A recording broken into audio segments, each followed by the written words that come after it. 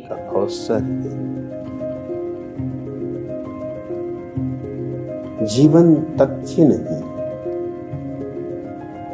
केवल एक संभावना है। जैसे बीज में छिपे हैं हजारों फूल, पर प्रकट नहीं, अप्रकट है, प्रच्छन्न है। बहुत गहरी खोज करोगे तो पा सकोगे, पालोगे तो जीवन धन्य हो जाए। फूलों की सारी सुगंध फिर तुम्हारी, और उनके सारे रंग भी, और उनकी कोमलता और उनका सौंदर्य, उनसे प्रकट होने वाली परमात्मा की अनुभूति। फूल तो नृत्य है अस्तित्व के,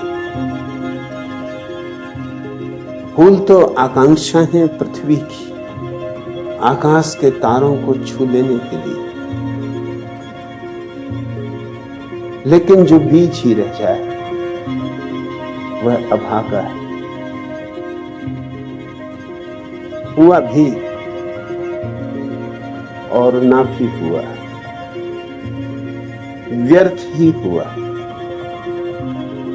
होने और न होने में क्या भेद। अगर बीज ही रह जाना है तो ना भी होते तो भी चल जाते। अंतर तो तब पड़ेगा जब वसंत आएगा। अंतर तो तब पड़ेगा जब फूल हवाओं में और सूरज की किरणों में नाचेंगे। अंतर तो तब पड़ेगा जब मधुमक्खियां और तितलियां उनके पास गीत गाएंगी। उस रास से अंतर पड़ेगा। फूल की बांसुरी पर जब पक्षी अपनी धुन बिठाने लगेंगे, तब बीज को पता चलेगा कि मैं वस्तुतः क्या था। वह नहीं था जो दिखाई पड़ता था, वह था जो कभी दिखाई नहीं पड़ता था। दृश्य नहीं था, अदृश्य था। लेकिन स्मरण रहे कि बीज को तोड़ के तुम फूल नहीं पा सकते। बीज को खंड खंड करके फूल पाना तो दूर, फूलों की संभावना भी समाप्त हो जाएगी।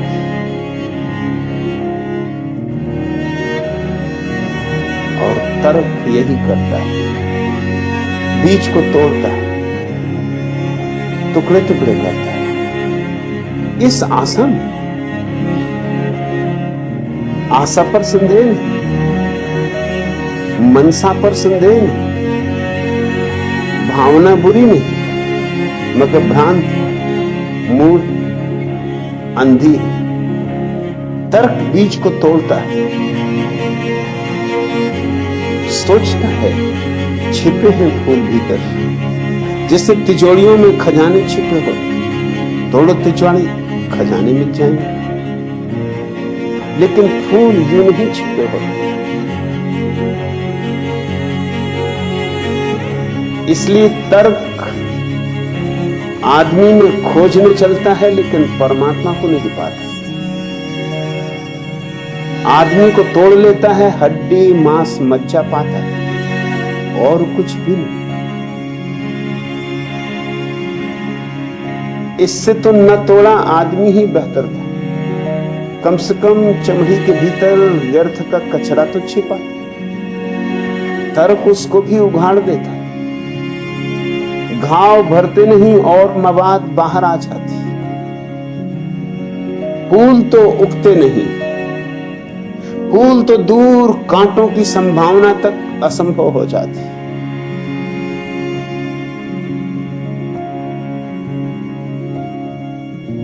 तर्क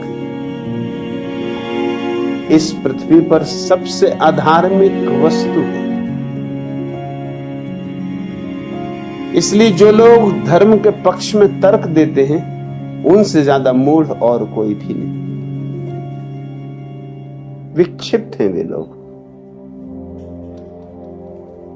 धर्म की खोज, प्रेम की खोज, प्रेम का रास्ता बिल्कुल ही भिन्न। बीज को तोड़ना नहीं, गहरी जमीन देनी, जमीन से पत्थर, कंकड़, कूड़ा करकट अलग करना, जमीन को इस योग्य बनाना कि बीज को आत्मसात कर ले, खाद देनी, पानी देना। सूरज की किरणों तो आ ही रही, उन्हें बीज तक पहुंचने देना। सूरज का उत्ताप अत्यंत जरूरी है ताकि बीज में छिपा हुआ जीवन गतिमान हो सके। सूरज की अग्नि जरूरी है ताकि बीज के भीतर छिपी अग्नि को आवाहन मिल सके, चुनौती मिल सके। सूरज बाहर द्वार पर दस्तक देता और भीतर बीज की क्रांति मचनी शुरू हो जाती। मिट्टी पचा लेगी बीज के अहंकार को, क्योंकि बीज के चारों तरफ जो परत है वही अहंकार है। उसी के कारण बीज के और अस्तित्व के बीच में बाधा है, अवरोध, दीवार है। बीज जैसे बंदी, जैसे उसके हाथ और पैरों पर जंजीरें। मिट्टी पचा लेगी बीज की जंजीरों को, मिट्टी से ही बनी, इसलिए पचाना कठिन नहीं। बीज के चारों तरफ खड़ी दीवालों को मिट्टी आत्मसात कर लेगी, आत्मलीन कर लेगी और बीज में बंद आत्मा को मुक्त कर देगी। वही आत्मा फूल बनती, वही आत्मा सुगंध बनती, वही आत्मा आकाश की तरफ उठने लगती। फिर उसे पूजा कहो, प्रार्थना कहो, ध्यान कहो, या जो मर्जी हो वह कहो, नाम सब गौण। एक बात स्मरण रखना, कुछ चीजें हैं जो हमेशा जीवन में नीचे की तरफ जाती,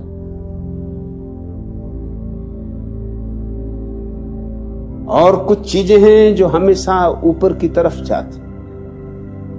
जैसे दिए की लौ हमेशा ऊपर की तरफ जाती, फूल की सुगंध हमेशा आकाश की तरफ पंख फैलाती। जैसे ही बीज टूटता है, तर्क से नहीं, भूमि में समर्पित होकर गलता है, अपनी मर्जी से, अपनी अभीप्सा से, वैसे ही क्रांति घट जाती, एक नए जीवन का सूत्रपात होता है। अगर बीज को तुम गिराओ पहाड़ से तो नीचे की तरफ जाएगा और सुगंध ऊपर की तरफ जाएगी। मिट्टी का दिया नीचे की तरफ जाएगा, लेकिन मिट्टी के दिए में जलती हुई ज्योति सूरज की तलाश करेगी। सूरज ही उसका स्रोत। दिए में दो का मिलन हो रहा है, आकाश का और पृथ्वी का। बीज में भी दो का मिलन हो रहा है, अदृश्य का और दृश्य का। दृश्य पर मत अटक जाओ, है।